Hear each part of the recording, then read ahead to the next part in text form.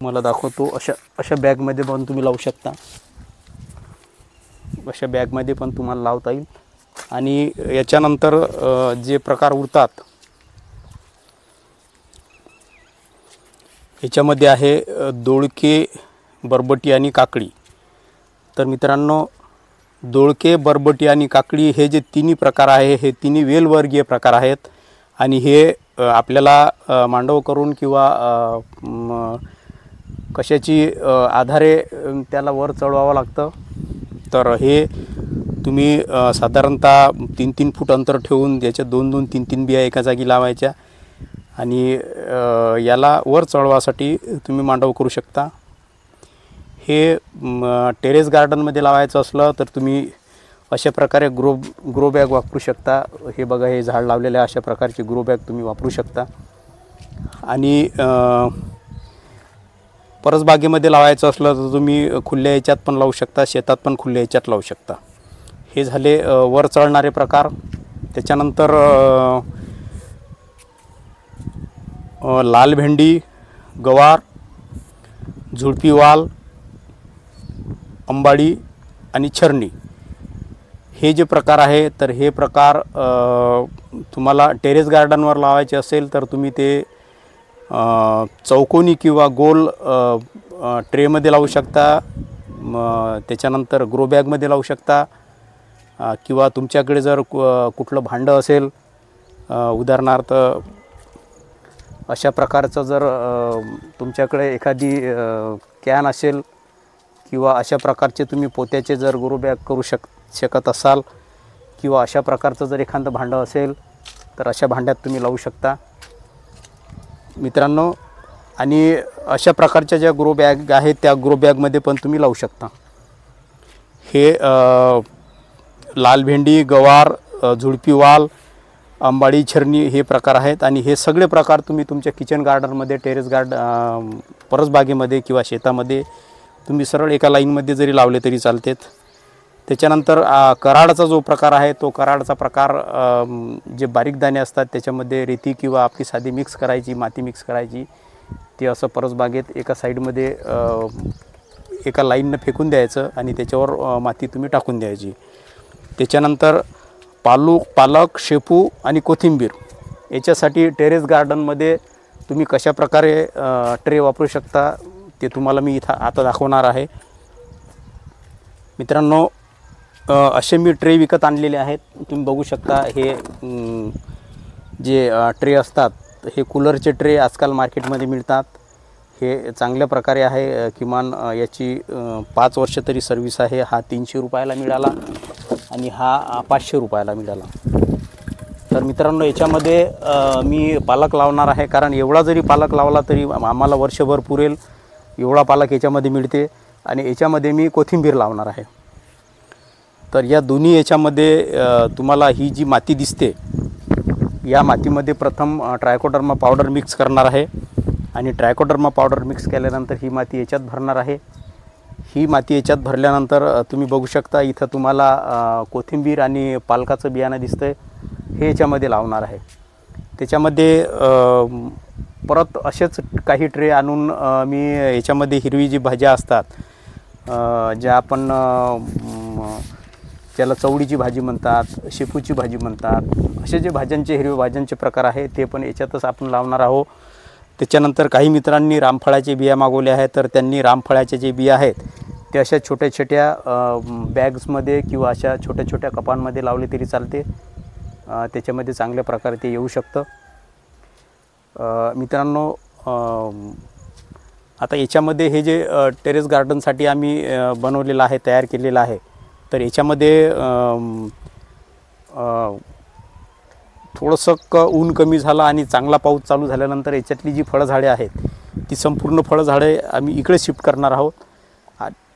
याच्यामध्ये संपूर्ण भाजीपाला पावसाळ्यामध्ये घ्यायचा आहे, कारण कसं आहे की पावसाळ्यात जास्त पाऊस आल्यामुळे भाजीपाला सडतो। तर इथं पावसाचं पाणी लागत नाही आणि ऊन पण चांगल्या प्रकारे लागते आणि सावली पण व्यवस्थित इथं मेंटेन करता येते।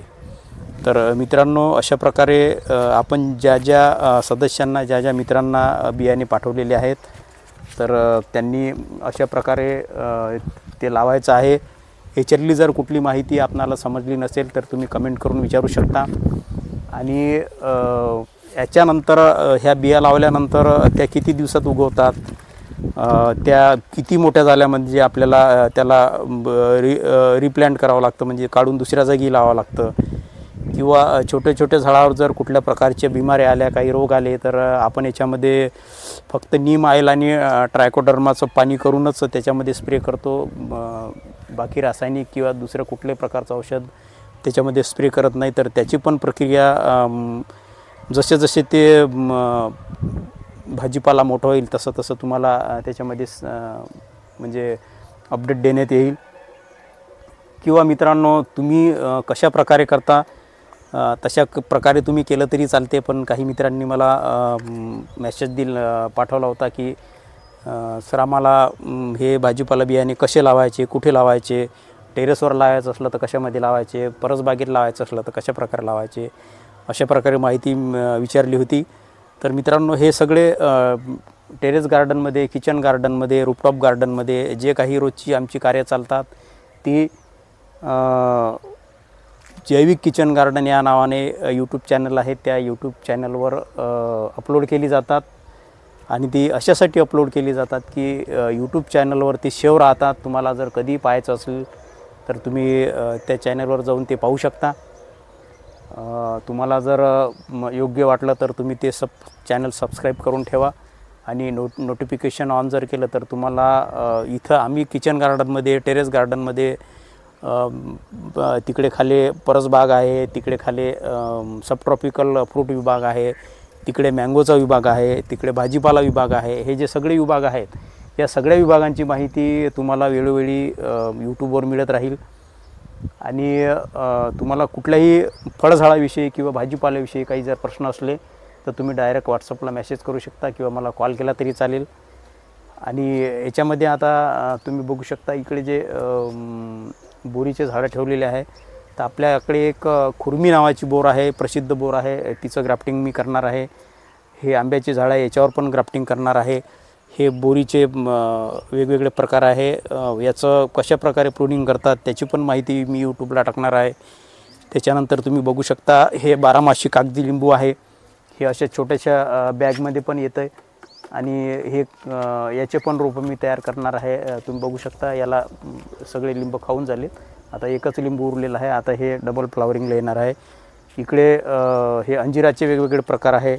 इकडे हे संत्र्याचे वेगवेगळे, हा पॉट व्हेरायटी आहे, ही गोड चिंच आहे, हे प्रिकोज अंजीर आहे. तर हे याच्यामध्ये आपल्याला वेगवेगळी कार्य जे करावी लागतात ते वेगवेगळ्या सीझननुसार, वेगवेगळ्या महिन्यात, वेगवेगळ्या दिवसाला, तर ती सगळी आपल्याला यूट्यूबवरच पाहायला मिळेल. आणि तसं तुम्हाला काही प्रश्न असला तर तुम्ही व्हॉट्सअपवर मेसेज करू शकता किंवा मोबाईलवर कॉल करूनही विचारू शकता. आता या टेरेस गार्डनमध्ये आम्ही एक काम करणार आहोत. हे जे टेरेस गार्डन आहे सध्या 500 स्क्वेअर फूटवर आहे, तर याला पूर्ण 1000 स्क्वेअर फूटवर करण्याचा आमचा प्रयत्न आहे.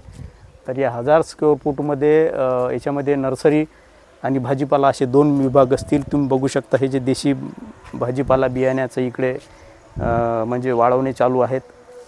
हे सगळे बियाणे तयार करणं चालू आहेत, कारण बऱ्याच सदस्यांचे मेसेज आहेत की बियाणं पाहिजे म्हणून. तर त्यासाठी हे वेगवेगळ्या बियाण्याची तयारी करणे चालू आहे. तर मित्रांनो, ही होती बियाणे कसे लावायची याची माहिती. उद्या अधिक कुठल्या विषयावर व्हिडिओ बनवण्यात येईल ते यूट्यूबला टाकण्यात येईल. इच्छा असली तर तुम्ही ते पण पाहू शकता. आणि याच्यामध्ये उद्या मी अंजिराचं झाड लावणार आहे याच्यामध्ये. तर याच्यामध्ये मी ही जी माती आहे या मातीमध्ये ट्रायकोडर्मा पावडर मिक्स करून ही माती याच्यात भरणार आहे. आणि माझ्याकडे एक अंजिराची कलम आहे, तुम्ही बघू शकता. हे अंजिराचं कलम आहे, ब्राऊन टर्की अंजीर, ती मी याच्यामध्ये लावणार आहे. तर याचा पण व्हिडिओ मी उद्या देण्याचा प्रयत्न करील.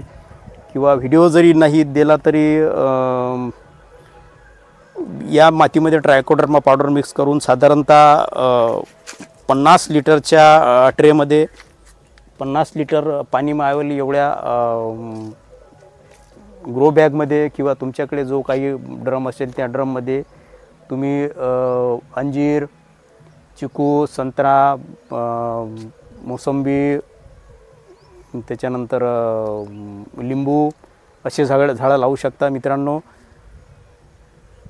100 लिटर, 50 लिटर हे दोन जे साईज आहेत हे साधारण साईज आहेत. याच्यामध्ये तुम्हाला किमान एका झाडापासून जवळपास 20, 25, 30 फळे खायला मिळतील.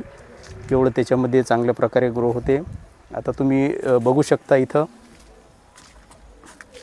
की हे 20 लिटरच्या एका ग्रो बॅगमध्ये आहे. तर याला अशा प्रकारे फळे लागलेली आहे. पण हे आपल्या परिवारासाठी एवढेच फळे मित्रांनो पुरेशी नाहीत.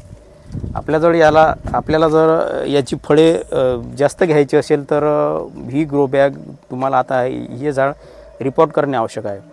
कारण याला एवढ्या छोट्या ग्रो बॅगमध्ये जास्त फळे येऊ शकत नाही. आणि इफ्को बाजार जे ॲप आहे त्या ॲपवरच तुम्हाला अशा मोठ्या साईजच्या पण ग्रो बॅग मिळतात. याच्यामध्ये मोठ्या साईजच्या ग्रो बॅग आणून तुम्ही त्याच्यामध्ये झाडे लावू शकता. तर मित्रांनो व्हिडिओ फार लंबा होईल म्हणून याच्यानंतर दुसऱ्या व्हिडिओमध्ये वेगवेगळी माहिती टाकण्यात येईल.